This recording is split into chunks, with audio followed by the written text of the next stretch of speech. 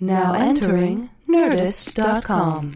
Mission Log, a Roddenberry Star Trek podcast, Episode 71, The Mark of Gideon.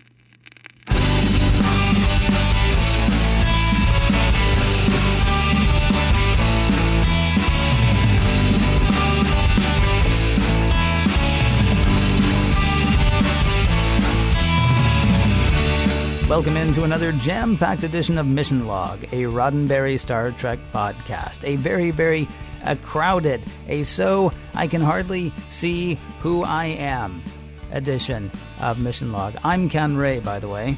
And I'm Sean Champion. Each week, we investigate, intellectualize, interpolate, and interchange ideas related to Star Trek. And we do mean all of Star Trek, episode by episode, until the bitter end. This week, John, I can't see you, but I sense you got something on you there. Hang on one second. Oh, I got it. It's the Mark of Gideon. And that's actually a little cream cheese in the bagel I was eating. Oh, is that what it was? Yeah. It's very easy to confuse. Mark of Gideon, cream cheese on your face. Yeah. I get it. Now I'm hungry. Thanks. You're welcome. Are we done? Yeah. All right. Yeah, we're done. Yeah, it's time to go eat. But that is the episode, indeed, the Mark of Gideon, as we headlong dive into the end of Season 3 of the original series. But Ken, before we get to that, and before even we get to the story, do you mind if I share a little trivia with you? John, I would be bothered if you didn't. All right. Well, this episode was written by Cyrano Jones. Well, no, actually, it's not Cyrano Jones. It was written by Stanley Adams, the actor who played Cyrano Jones. This was after a conversation he had with Gene Roddenberry while shooting The Trouble with the Tribbles. And this was kind of a pet topic of his, overpopulation, which we'll discuss how that plays into the episode a little later. So he is actually given a story credit on this. Now, Adams was born in 1915. He had a decent career in character roles, not only Cyrano Jones, but also that giant carrot in Lost in Space, if you remember that. And apparently he actually consulted with his son on the idea for Mark of Gideon, but neither of them was particularly happy about the outcome. And on an unrelated note, he actually took his own life in 1977, so no credits for him after that point. Now, the co-writer was George F. Slavin, who had a pretty robust career as a writer in TV and science fiction. And now you might be asking me, Ken, who was Gideon? You know, John, I was just about to. Well, there you go. So Gideon is a Hebrew word meaning destroyer or mighty warrior. He was the one who, on God's command, destroyed the statue of the other god Baal. You may remember that. He freed the Israelites after another period of subjugation, then led them away from worshiping the false gods. There was a lot of this back then, you know. And after one of his battles, the Israelites asked him to be king, but just like the Lone Ranger, he turned down their reward. You can catch up on all of that in the Book of Judges. Sharon Acker played O'Donna. And she's a Canadian actress, primarily known for TV. She has a few genre credits here and there, like Mission Impossible and Galactica 1980. David Hurst plays the Gideon ambassador. He's primarily a stage actor. He's born in Austria. His TV credits also include Mission Impossible, and he did The Monkees, The Man from U.N.C.L.E., and that's just the M shows. Now, this was the fourth of 5 episodes directed by Judd Taylor. He did an enormous amount of TV movies in the 1970s, and we will catch up with his last Star Trek offering very soon. A race of xenophobes seeking admittance to the Federation will only deal with one guy, the captain of the galaxy's premier starship. What could possibly go wrong?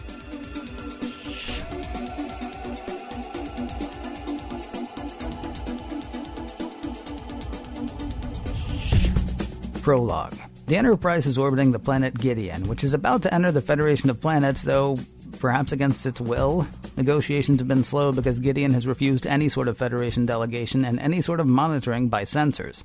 Finally, though, they agree to a delegation of one, Captain James T. Kirk.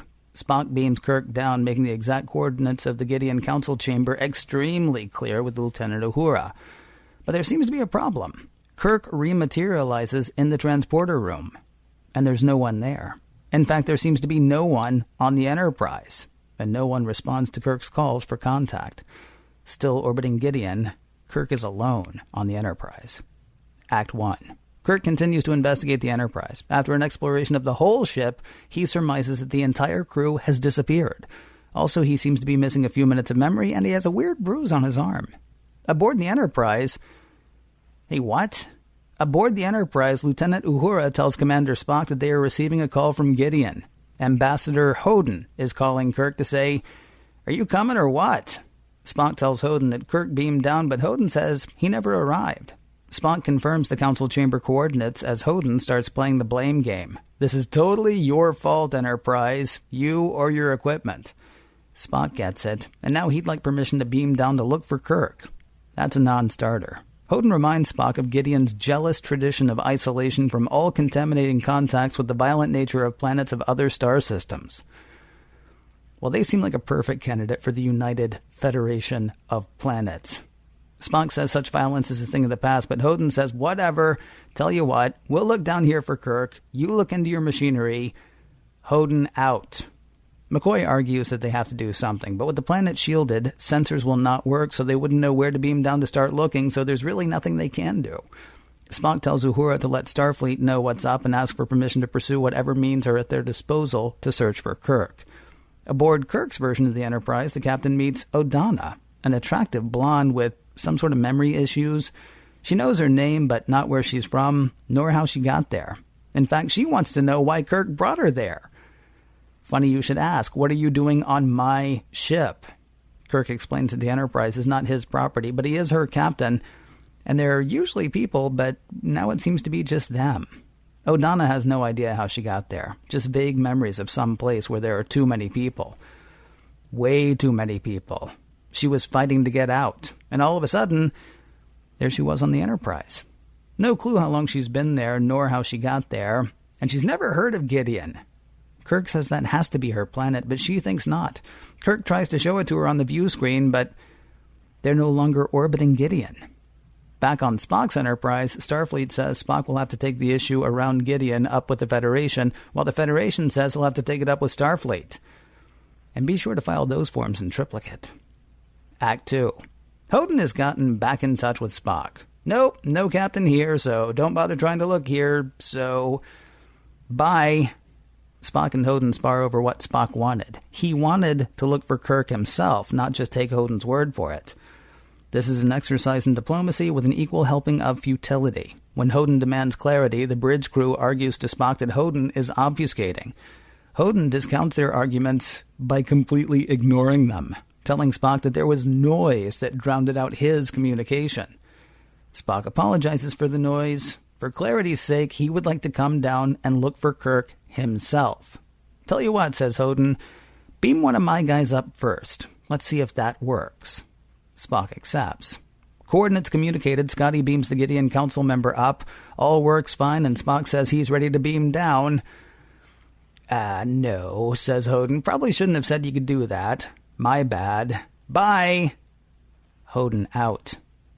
Spock has the man from Gideon beamed back. He also has Uhura call Starfleet again for permission to beam down to Gideon, whether Gideon wants them there or not. Meanwhile, on his own almost private Enterprise, Kirk's still trying to get in touch with someone. Anyone. Kirk takes the ship out of warp. He'd like to slow things down until he knows what's going on. And suddenly Kirk seems to be falling for Odana. Odana likes their aloneness. She'd like that to last forever. Kirk says most people are afraid to be alone, but Odana says where she comes from, people dream of it. Why, asks Kirk, are people of Gideon like that? This angers Odana. She doesn't know where she's from. So why do they dream of being alone? Because there are too many of them. There is literally no place where she's from that's not covered with people. No place. They would kill to be alone, and they would die for it, if they could. Kirk asks who sent her, though she says no one commands her. Has she come to kill, he asks, or has she come to die? She does not know. She just knows she's happy. And they start making out. And then, unseen by the canoodling couple, there are a bunch of creepy people watching them from the view screen. Act 3. Hey, did they just, have they Well, the happy couple is wandering the Enterprise. Kirk says he'd like a medical kit to take care of his bruise, though it will heal without it. Suddenly, Kirk hears a noise. O'Donnell thinks it could be the ship's engines, or a storm maybe, but Kirk thinks not. It's coming from outside the ship. They go to a viewport, and whoa! Creepy people! Lots of them! And then just stars. O'Donnell wants to know what's going on. Then the noise stops. Kirk says it sounded like the heartbeat of all those people. But they're out in space. O'Donnell thinks that they might be going crazy. Kirk thinks someone might be making them think that they're crazy, to keep them content. Hey, content! That sounds good, says O'Donnell, which angers Kirk. She must be in on it. Suddenly O'Donnell takes ill. Kirk reminds her that there's no sickness on her planet, though a smiling O'Donnell says, now there will be. And there will be death. All of this is watched on the view screen by the Gideon Council. Outside the chamber window, creepy people, lots of them, pressed against each other and milling about aimlessly. Kirk is carrying a collapsed Adana to sick bay, but he's greeted in the hall by Hoden. Hey, thanks for making my daughter sick. Seriously, my daughter. And seriously, we are grateful for your illness. Hoden takes Adana off Kirk's hands, then tells the guards to guard Kirk well. They'll need him for a long time. Act 4. Starfleet tells Spock that it cannot override the Federation's command to back off searching Gideon. On Kirk's Enterprise, Hoden and O'Donnell talk over her impending death. He says she'll eventually lose her senses, though she says she would like to see Kirk before that happens. They also talk over the pain she's feeling. You know the despair you feel when you realize that people have no hope, Father? Yeah, it's kind of like that. Outside her room, Kirk says he would like to see O'Donnell. Hoden says no. Kirk says she needs to be treated or she might die. Hoden says, don't worry, she will die. Compliments of a disease we got from your blood, hence the bruise. Sorry about that. Kirk argues that Hoden is mad, though he says no, they're desperate. On the bridge, Spock decides he has to violate orders of both Starfleet and the Federation. Running the coordinates given to the ship earlier, Spock realizes they do not match, and now he knows where to beam down. Alone. He cannot let anyone else violate Starfleet and Federation orders. Spock beams down to the other Enterprise. In the council chamber, Kirk is calling Hoden out for Gideon having lied to the Federation. Where's this paradise of which they spoke? Hoden says it totally used to be that. No germs, people flourished in their physical and spiritual perfection, death became pretty much a thing of the past, but the population grew and grew and grew, and now, jinkies, there are just so many people everywhere. People who can find no rest, no peace, no joy. So why not use some of the new techniques to sterilize men and women, asks Kirk. Hoden says that wouldn't work since every organ renews itself. So how about blocking conception? The Federation knows how to do that and could help. But the people of Gideon have always believed that life is sacred, that the love of life is the greatest gift. This is the one unshakable truth of Gideon, and this overwhelming love of life has developed our regenerative capacity and our great longevity. Also your crappy living conditions, says Kirk. Touché. Still, we are who we are. We are incapable of destroying or interfering with the creation of that which we love so deeply, life in every form, from fetus to developed being. It is against our tradition, against our very nature. We simply could not do it. So how do they explain letting O'Donnell die? Well, they're trying to readjust the life cycle of an entire population. And she volunteered. Where do you plan to get the virus you need, asked Kirk. Hoden says, they were hoping that Kirk would stay and deliver that. But Kirk says, no way. He's got stuff to do. And he'd like to do it with O'Donnell. He'd like to do the stuff with O'Donnell, that is. She's getting close to loss of senses, by the way, and she's asking for Kirk. He should go see her. Spock, meanwhile, is still wandering around the mock Enterprise. He's identified it as a non-working duplicate. Rather than using one of the built-in communicators, he uses the one in his pocket. Kirk pleads with Hoden to let him cure O'Donnell. Even if she lives, he argues, they'll have the disease they need from her blood. But Hoden argues that her death will give the people of Gideon hope. Then people will volunteer to get sick, and Gideon will return to the paradise it once was. O'Donnell wakes to see Kirk. He pleads with her to let him make her well, so they can be together forever. She says she'd like that, but she cannot. Then she passes out. Spock finally finds Hoden and O'Donnell. Kirk tells Spock to have Scotty beam Kirk, Spock, and O'Donnell to the Enterprise. Aboard the Enterprise, O'Donna is cured. She says Kirk should be angry, but he's not. He says she could stay with him. She says he could come with her. They do, of course, go their separate ways. The end. Well done, Ken. Well done. Whatever. You got something to say? Say it, dude. Well, I got a few things to say about this episode. All right, go for it. I'll start out with one note that I took, which is that the Gideons have been avoiding a delegation from the Federation for a very, very long time. So why do we keep banging on their door? Why either they've got some really sweet dilithium on their planet, or something. But again, it's like, knock, knock, knock. No, we don't want any. Okay, but we're coming back next week. No, I still don't want any. Yeah.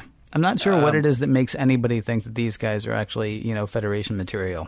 And it's not, we don't really look, it doesn't seem to me that we're looking for a lot from the Federation. If you could try not blowing up other planets, that would be great. Yeah. And also if we could just stop in. I mean, this is really all it takes to be part of the Federation, it seems. And, you have to have warp capacity. Speaking of which, if you've got a warp drive, you got a spaceship, right? Mm-hmm. Yeah, you do. Correct me if I'm wrong, but there's the answer to the problems on Gideon. Yeah. I think there's actually something else about this episode. I kind of want to back up just to the very beginning of the whole thing. I seem to remember saying, I believe sometime when we were covering the first season, I don't know where we got this, whole idea of love him and leave him, girl on every planet, girl in every episode idea of Kirk. Mm-hmm. Season 3. It is season 3, like straight up. I mean, just almost every episode, it's like, oh, look, somebody for Kirk to fall in love with. I wonder if he will. Wow, that didn't take long. There's a lot of it in season 3. But we introduced it, really, the most glaring introduction of it was in Gamesters of Triskelion. Yes, I guess. But I mean, it feels like it's been just more and more. Maybe it's just as the original series progresses. Maybe that's the thing. Maybe it's not season 3 as much as just, it's definitely not season 1, because this was a tortured young man in season 1. Right. Oh, I would like to be in love, but I can't because I got this thing with the ship, and look at my yeoman, but I got this thing. And now it's like, yeah, I could live with you, sure. Except by the end of the episode, it's going to be like, oh, on second thought. Right. For whatever reason, that's not going to happen. It's been a little while on Star Trek since we got to kick around the idea of the ineffectual bureaucracy. Mm-hmm. And even with no Commodore in sight in this episode, we had the Admiral show up at one point. But I'm glad that Spock and McCoy got their barbs in, because I was kind of missing that moment. Yeah, it was actually fairly early. It was Chekhov. It was like, oh, I can't believe we agreed to this. And Spock's like, we didn't. Right. What, are we dumb? Exactly. No, it's the higher ups. It's the landlubbers. It's the those planet bound so and so's behind their desk pushing what passes for a pencil in the 23rd century. Right. Which apparently is a pencil, because that's the thing that Kirk always uses to sign the pad when it comes around. It might be a stylus. It might be. Yeah. Here in the 21st century, people are putting out styline now for pads that look exactly like pencils. Some of them are even called pencils. It's the most skeuomorphic thing imaginable. Oh, my gosh. So who knows what Kirk is actually using. Yeah. I found it really touching that Richie Valens would write a song about the guest star character in this show. Donna. See, I knew it could count on you. That's so funny. It didn't even occur to me. That's nice. Yeah, I like that. That's pretty good. Yeah. And I think this is really the first time that we've seen the whole transporter coordinates thing. Like, we've discussed it. We've heard Scotty talk about it and say, like, I don't want you to materialize in the middle of a rock or a wall or something. But I always assumed it was sort of like looking at Google Maps or Apple Maps in 3D. Well, normally it would be, but remember, the entire planet is shielded from sensors. Oh, yeah. They actually said that at one point, that the entire planet's shielded from sensors, so they have to be told exactly where to go. Yeah. Which it feels to me like the Gideons have been doing, since they said nobody can come down. But they, literally exactly where to go. Right.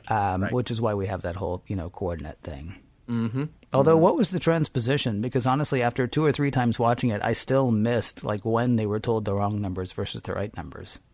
Well, you missed it, and apparently Scotty and Spock both missed it as well, because it took them, 3/4 of the episode to go, oh, wait a minute. Right. They're different numbers. Say your numbers again? Okay, say your numbers again. Okay, wait, I got confused. Say yours again. Okay, do me a favor. Can you both just write it down, and we'll look at it? Oh, look at that. There's a 2 where the 9 should be. Right. Is that? Okay, so which one of you gave me the... God, you guys write alike. Okay, do it again.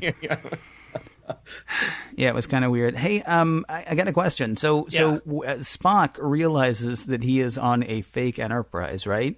Mm-hmm. And he says it like out loud, like, "Oh, it's complete working replica," or except, well, not working, but replica, exact replica of the Enterprise. It's like I'm on a set. It's like I'm on a set. It's like he's on a set. It's like they cleared the set stage in Hollywood, so he could be there, right? And then Spock starts doing the ship's log, right, right, on the fake Enterprise. I assume on his communicator. Except he wasn't talking into his communicator. Did he do it later? Because that's the thing. Do they have to go back later? Because he's actually saying what he's doing as he's doing it. It's like when you film a reality show. So you film all the stuff, and then you get the people back in the studio later, but you tell them, okay, say this thing as if it were happening now. And then you intercut that with the reality show. It's part of the magic of Hollywood. I know. I'm going to do an inside joke for like 5 people listening. Okay. Frankie Goes to Hollywood. I'm looking forward to doing those cutaways. That's all I'm saying. Mm-hmm. And if you don't remember what I'm talking about, then I'm sad, because you were one of the 5 people I was counting on. Oh, well. Yeah. Question for you. What are all the people of Gideon looking at when the ship's viewer and portholes are closed? Because remember, Kirk opens it, and they're just staring straight ahead. They're like, oh, this is the moment we've been waiting for. Oh, you know what they're looking at? Look at all that space. There's just 2 people there, and look at all that space. I wish I could get in. Can I just go in there, please? Mm-hmm. Can I? That's a lot of space. Yep. Speaking of space, you guys know how to get there? Says one, enterprising young Gideon. I think I may have solved our problem. Yes, I know. We've already done that, but I think we have to keep coming back to that. I think every 3 minutes we should just, remind ourselves. So let me get this straight. There's a federation of planets that wants us to join. That's right. And they have a star fleet. Yes, that's right. A fleet that could take us to the stars. Yes, that's right. Yeah. Well, you know what I'm thinking? No, just shut up. Oh, yeah. I don't want to hear it. You're one of those leotard wearing people. We don't listen to you. Right. We only listen to the bald guys who said also in a great big room with lots of space. Huge room. Yeah. Huge room. But space is apparently an issue for some people on Gideon. Well, I do like seeing all those shots of the empty Enterprise. That's always kind of cool. We got some reuse of stock footage to do that. But it's kind of neat just to be able to take in the set. So I dig that. And, Ken, as I was watching this, I hate to rip off somebody else's bit, but I don't know if you've ever seen the Mr. Plinkett reviews on Red Letter Media, and a lot of times he'll just sort of go through a list of questions. But that's kind of what I did watching this episode. I just sat there and I wrote down questions that cannot and probably should not be answered, like, how did they build a giant replica starship? Whose idea was it to waste the time and space to build a giant replica spaceship? Why didn't they just say, you can beam down, but only if you bring someone who has meningitis? Couldn't they just order up a petri dish full of the bacteria that causes meningitis? And while you're at it, couldn't you pick a less painful, debilitating way to die? Does everyone on Gideon get to hang out in their giant model starship once their real Enterprise has gone away? Why didn't we just send down some red shirts once the captain was missing? Are they unable to leave Gideon? Where do they sleep? Where do they get their food? Could they not build up? Do they have spaceships of their own? Why not leave? The Gideon Council Chamber seems to be pretty roomy. Couldn't they fit a few more citizens in there? They turned down birth control. Is the problem on Gideon not overpopulation, but more their inability to control their libidos? It just goes on and on, Ken. I think the answer, weirdly, the answer to most of those questions is yes. Not to belabor it, but how did the Gideons learn enough about the inside of the Enterprise to make one that would so totally fool Kirk? As John said, it seems their time might have been better spent building a high-rise.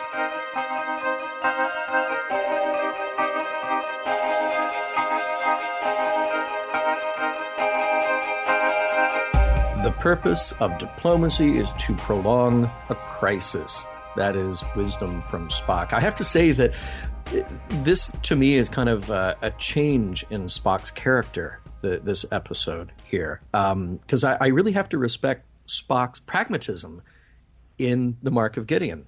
You know, he's always pragmatic and logical, but we've also seen him obey the letter rather than the spirit of the law a little too often. He'll do like one of those self-serving things like, oh, I'm not going to help Sarek because I have to be on the bridge. Too bad, Dad. But here he's willing to put his neck out on the line for Kirk, and he takes swipes at the chain of command, the org chart, if you will, when it displeases him.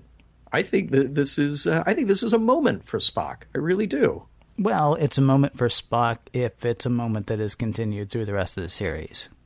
Mm-hmm. It's a moment in this episode. You're right, and we've certainly seen Kirk do that. There was some time recently where they were getting on the lift. I remember, and he's like, not even under his breath, but just like a bunch of jerks, a bunch of people at Starfleet just making their rules and making their decisions, and they don't get it. Right. Maybe some of that's worn off on Spock. It was surprising to hear Spock openly sort of deride the higher ups because, you know, that's, well, it seems like a break in command to do that. Yeah. I was pleased with that. And I do think that Spock, that part of Spock will show up again in the future. I really do. So. All right. We'll see. Now, we have to talk about what the episode is about. Please, people of Gideon, use birth control. See, here's the thing. I think that the Gideons don't actually love life. I think they're burdened by it. You know, Hoden expresses these platitudes about life being precious and blah, blah, blah, but it is absolutely crushing them. Mm-hmm. And they can't, in that respect, see the forest for the trees. It's interesting to me that the topic is introduced and then kind of shrugged off with those statements from Hoden, and Kirk kind of demurs at that point. It seemed more like it was going to take a turn exploring the ethics of birth control and abortion without actually saying it, because you can't do that on 1960s TV. But it's an interesting moral conundrum that we have here. He's against birth control, but he is all for allowing Odana to die, to sacrifice herself, to become a martyr, to show that he, as the ambassador, as the leader, would be willing to allow himself, or by proxy his daughter, carry out a kind of sacrifice. So this to me was the interesting moral topic to ponder here, but I felt like we didn't get to ponder it that much. There might have been an interesting moral topic to ponder had you not. I mean, they're kind of. Okay, so this is going to upset somebody. There have been people in recent history, as we record this, who will argue that there are particular people of either religious or political persuasions who are all about the sanctity of life, you know, until the moment a child is born. Sure. And then after that, it's kind of like, oh, well, gosh, I hope somebody takes care of them because, you know, we're cutting this program and we're taking this, you know, this thing away that might benefit this child that we've been fairly insistent should be born. Okay. Right. So that's kind of a thing that Hoden seems to be missing here. That's kind of a thing that Gideon seems to be missing here. The real issue, though, stop doing it. Yeah. Just stop doing it. Or if you can't stop doing it, please wrap that rascal. And I'm sorry that I'm being crude here, but I mean, this is really, and I'm not being nearly as crude as I was thinking I might be. Basically, Hoden lays it out for Kirk. He's like, okay, so here's our problem. We can't perform, you know, any sort of termination of a pregnancy, let's say, okay? But we also can't stop doing it. And we like Roddenberry back because life in all of its forms is totally awesome. But there are seriously too many of us here, so we're going to take volunteers to kill ourselves because life is so precious, you see. Yeah. It's nuts. It is absolutely, the whole thing is an insane argument. Now, it is. What I will say is just stop doing it.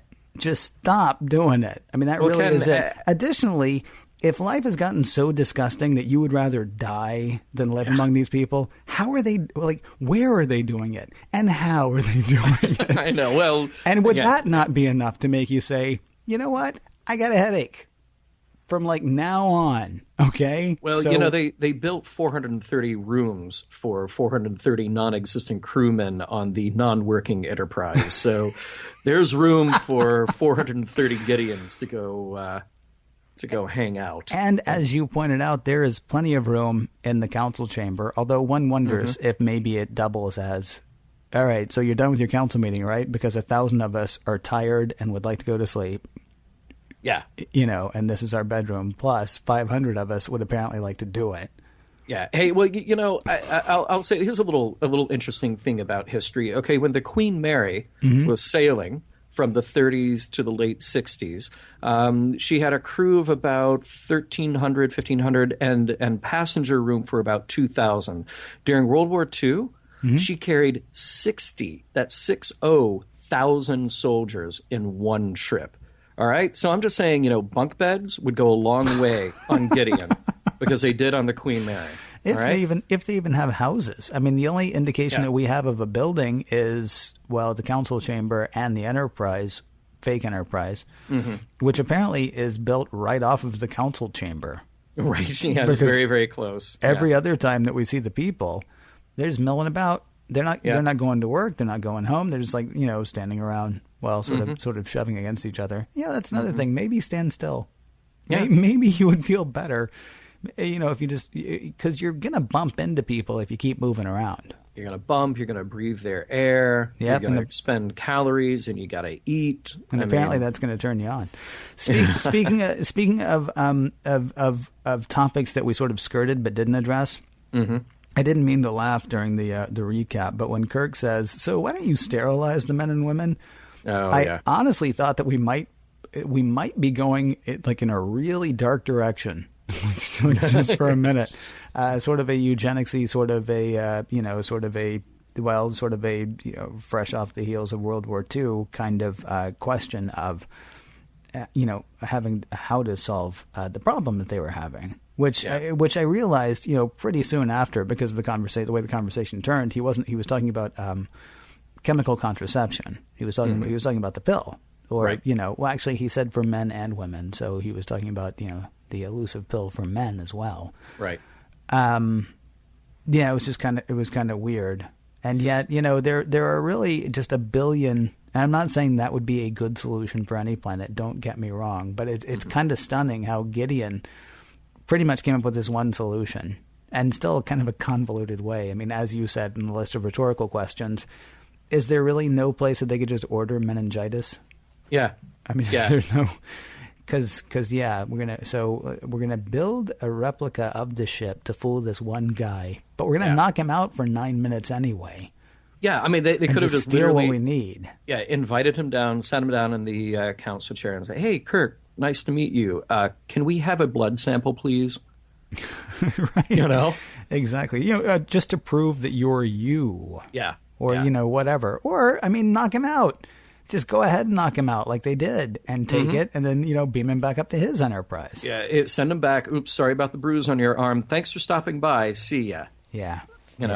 I had another thought. You could actually introduce the people of Gideon to the people of Eminiar, who had perfected thinning out their own population by having a computer-driven war with their neighboring planet. And that seemed very, at the time, it seemed like a horrible idea. Now, after watching Mark of Gideon, I think it's a great idea. No, it's still a horrible idea. There are two solutions. There are two solutions to this, two humane solutions. Yeah. Contraception or... stop doing it. Well, here's the thing, Ken. As we know from our 20th century history, abstinence-only education doesn't work. So they have a long, long road ahead of them to make that happen. Because apparently the Gideons have very, very high libidos. I guess. So. It's actually a weird thing. It reminded me of, I guess it was in some of the early robot novels. Well, not the very early robot novels, but the ones... Well, maybe it was the very early. It's been a long time since I've read them. But Gideon's other option, there is a third option since we're talking about Star Trek, since we're talking about the far future, since we're talking about science fiction. Get off Gideon. I mean, that's the other possibility. Go away. Yeah. Now, there is an interesting thing here. From the Asimov novels, people on pretty much the overcrowded Earth still did the deed, if you know what I mean. They got up to the devil's business, if you know what I mean. Yeah. They did it. I think I got it, Ken. If you know what I mean. They had carnal knowledge. Okay. Beast with two backs. Is that? That's something. Although that's a little crass, John. Gah. Where people had planets with lots of space, though, they kind of got icked out by human contact. I mean, it's sort of like a I don't know. I mean, I'm always confused by the whole absence makes the heart grow fonder, familiarity breeds contempt kind of thing, because both in that Asimov novel and certainly here on Gideon, where people can't move, they also can't stop grooving, if you know what I mean. Mm-hmm. That's an odd sort of thing. And I guess we even see that here, don't we? I mean, there are some countries that are really overpopulated, and still they keep overpopulating. I guess it's just a thing people do. So let's say the Federation establishes ties with them, and we can start depopulating the planet Gideon. You move 100 here, 1,000 there, and you drop some off at say Vulcan. I mean, do you think Sarek is really going to be happy with 100 Gideon neighbors all of a sudden? He's going to be like, yeah, all they're doing is just trying to make more Gideons, you know? It might be uncomfortable. Wow. Where you are. You were getting close to a whole other thing that we're a whole other debate that is sometimes had here in the 21st century, but let's not do that one today. Okay, we'll do it another time. Hey, but I do want to talk about something here because, as I mentioned in the trivia, the idea of population control and population growth was something that intrigued Stanley Adams and thus intrigued Gene Roddenberry as they had this discussion. And it's kind of an intriguing topic to me as well. And how we approach that at the current recording, Earth has over 7 billion people on it. I forget what the estimates are before we reach 8 billion people. But we live on a planet with finite resources, and assuming not room to build a fake starship when those resources are precious, and a population that grows exponentially. So, you have to wonder, what are the things that we can achieve? What are the problems that we could avert if we don't overpopulate the planet? But then how do we instill that idea? Because you have many competing factors, economic, religious, political, etc. I remember reading a long time ago, I can't remember what book it was, but this is sometime when I was, I want to say it was like in the early 80s or something. I read in a book about the present population of the United States at that time. So let's just say in the early 80s, it was under 300 million. Right. And then they projected that by the year 2000 or maybe 2010, that it would be 400 million or so. And they were pretty accurate. They were pretty right about where we are today, as far as I recall. Well, not with those numbers, they weren't. No, we're not to 400 million yet. No, we're not. But yeah, we're not close to 400 million yet. I think we're like at 330. 330. Okay. As we record. People may be listening 50 years from now, going, "Man, there were only 330 million people." Right. Wow, the salad days they called them.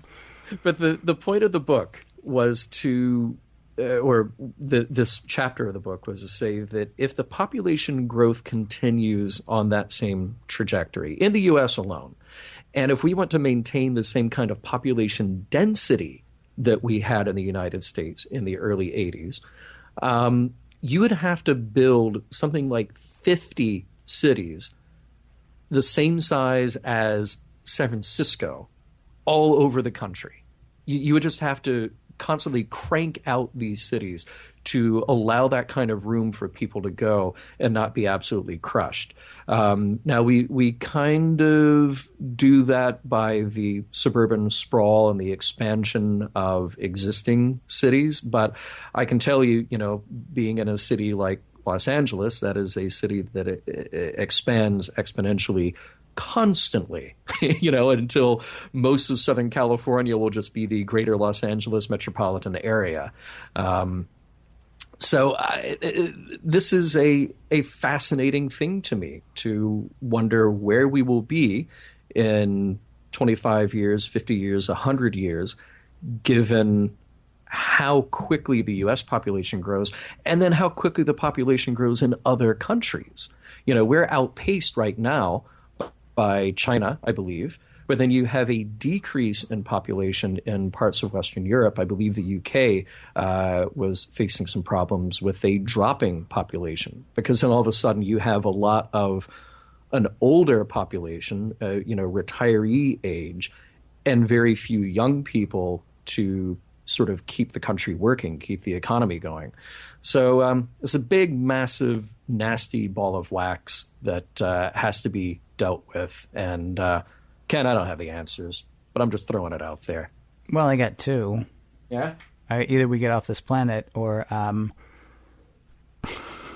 yeah, well... time to upload. I mean, that's it. That's really... I know you make fun of me, and that's fine. One day, friend, 1,000 years from now, I'll sift through all the people, find your grave, and laugh my hollow robotic laugh.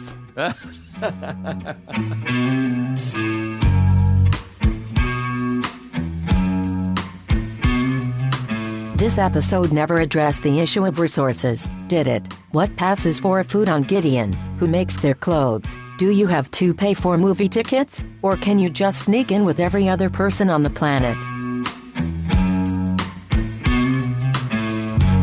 Time now to do that thing that we do where we suss out, try to figure out, sum up, and do one of those things. The episode that we watched today, figure out the messages, morals, and meanings, and whether or not the whole thing stands the test of time. The Mark of Gideon, John. What sort of mark does it leave for you? So, you know what, Ken, I have said before on this very show how I sometimes compare Star Trek to The Twilight Zone. And this is another one of those times where there is kind of that creepy, cool factor of a duplicate, empty Enterprise. That to me is a sort of an undeniably cool thing about this. The floating heads watching Kirk, ooh, also creepy, also cool. But there seems that there was a lot that could have been done with this episode, but it's just got severe pacing and plot hole problems all over it.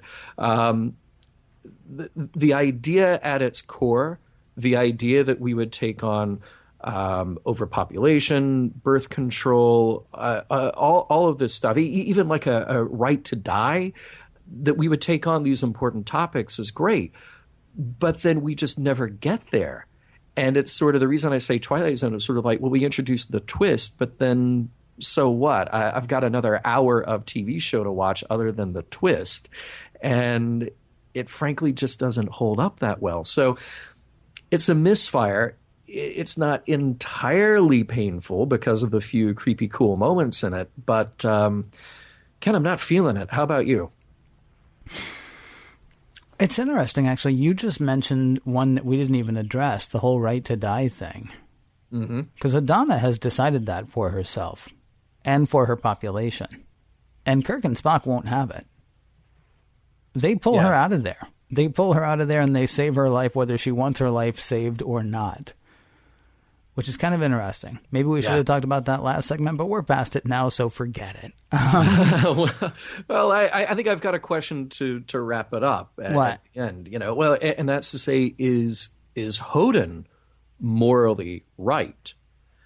He is making the decision. Odana is going along with it. She is, we assume, of her full mental faculties. She knows what she's doing. Right. But it's really Hoden who is the leader here. Oh, come on. Yes, Hoden is the leader there, but I mean, you can't say she's just going along with it. You're reading stuff that's not there. She said that she's chosen to do it, and there's no indication. She never once said to Kirk, well, I don't want to do this, but I have to. I mean, she's actually kind of stoked. I understand, but Hoden is still the person in charge. He is allowing this. He who holds life so precious, right, is the one who is allowing this to happen to set an example. Right. So is that morally right? No, morally right is stop doing it. Morally right is get off the planet. I mean, exactly. We've talked about what's morally right. And okay, so does the episode hold up? It's got some interesting things to it. it's kind of interesting to me that we never actually, that Kirk isn't mad at O'Donnell because she's played him all the way along. I mean, think about that. Everything that she has told him is a lie. I mean, she's described Gideon, but then she's lied about not knowing where she's from. She's lied about not knowing how long she's been there. She's lied about not knowing why she's there. And she's lied point blank and say, she's not from Gideon. Oh, I don't know where I'm from, but I know I'm not from there. Well, it turns out, yes, she is. Absolutely. Yeah. And yet Kirk's like, but you're so pretty. I wish I could stay with you forever, even though our entire relationship has been built. The 30 minutes of it has been built on a lie. Yeah. Right? Yeah, exactly. So that's a little troubling. I like the whole alternate Enterprise thing. It was fun not knowing what was happening there for a while. I mean, certainly we sort of suspected that Holden was in on it. We kind of have to because he was so, don't look here. Look wherever you want to, but check your machines. But I looked here and he's definitely not here, so don't look here. Right. Okay, we pretty much know that, he's there. Yeah. But, the whole time that Kirk's walking around sort of like not knowing what's going on. And then, when Kirk has to accept the fact that maybe they're being driven mad by somebody outside, that's kind of neat. It's a bit more than we normally get from Kirk. I mean, he's confused and willing to explore that. Maybe they're going crazy. Maybe they're being driven crazy. Maybe something happened to the crew. Usually Kirk will just decide whatever. And of course he ends up being right because he's Kirk. Right. So that part was kind of fun. I found the logic of Gideon's argument absolutely frustrating. Yeah. I mean, just to the point of being stupid. Now, I have family members who might watch this episode and go, yeah, what should Gideon do? And so you and I are coming at this from a very different place than other people watching this might. Yeah. Yeah. And I think you and I would be surprised when other people will write to us and say, I feel certain we're going to get some hate mail on this. It seems to me that what Gideon should do is completely logical. Mm-hmm. They are locked into whatever mindset that they're locked into for whatever reason, and don't even entertain the possibility of getting themselves out of it in any way, except that they have to die. Yeah, and that's that. I mean, no, that's a silly idea. At the same time, forgive me for stepping way out of the timeline. Picard and Riker, Riker would. Picard would never pull O'Donnell off that planet. The prime directive would not allow anybody to pull that off the planet. If Spock had remembered his whole prime directive thing, he never would have let Kirk beam her off that planet. Because they've decided what they've decided, right? Well, I don't know. I'd argue the point just to say that, the prime directive in some respect is out the window here because they are a technologically advanced society that has had contact with the Federation. This is just a delegation. And at that point, do we have some moral obligation to help them with whatever their problem is, even as stubborn as and as awful as their this is the other issue, though. How are they helping them? Because now O'Donnell says, well, no, you see, I would love to come with you, Captain Kirk. I will miss you, Captain Kirk. But my place is here because now I have the virus that can kill all of these people.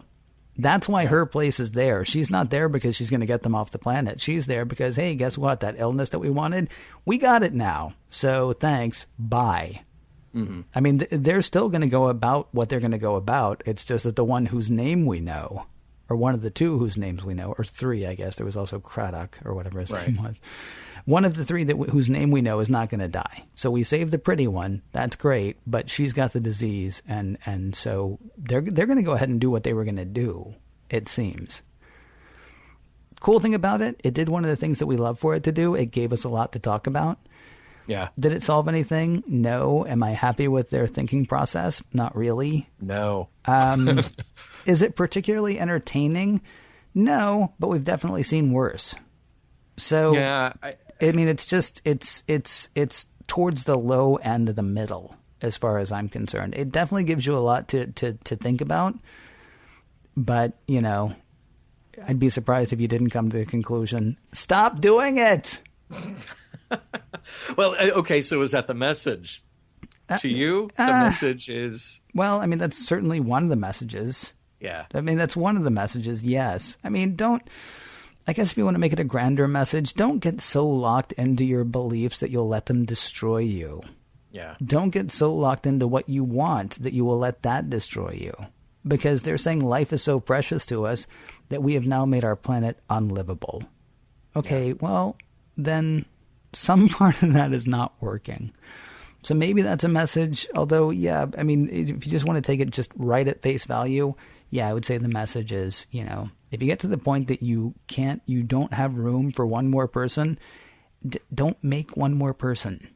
Yeah, I like that. I mean, it's the people of Gideon are incredibly short-sighted, and there are many things that we do on 20th century, 21st century Earth that are also very short-sighted. Mm-hmm. Well, we hold these values so important that we don't care about the future, whether it's climate change or war or whatever the big scary things that are, can come down the road a decade, a half century, a century from now.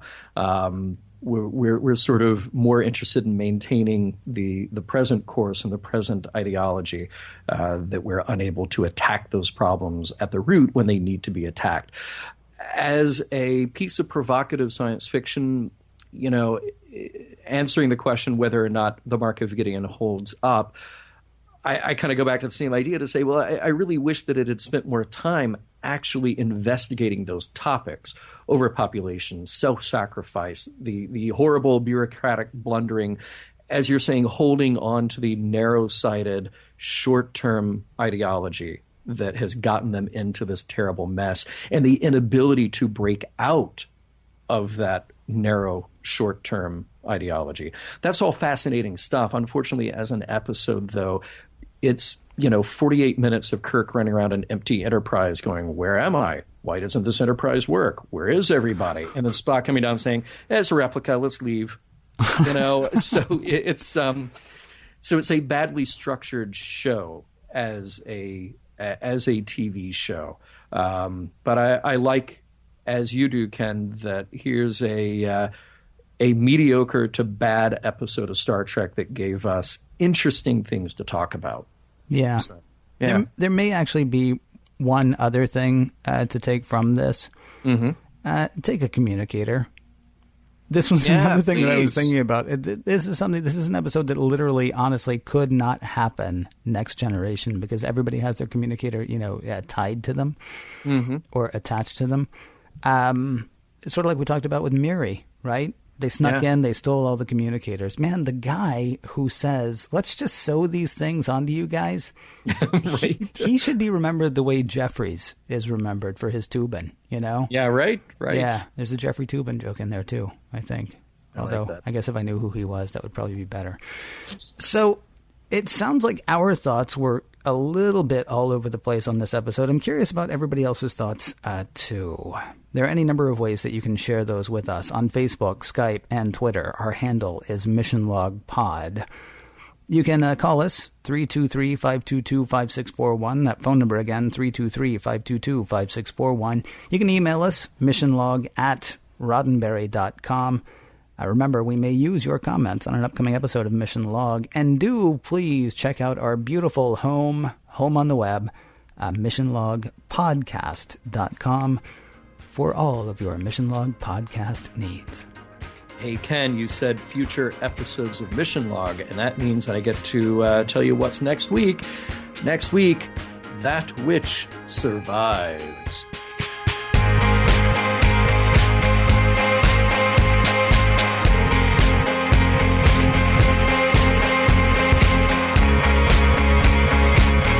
Some of the music for the Mission Log provided by Warp 11, online at warp11.com, and from the album Messages by Key Theory, free to download at kitheory.com.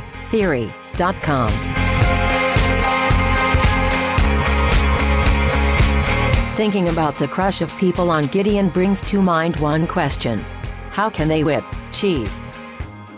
That's for you Arthur Miller fans out there. End transmission.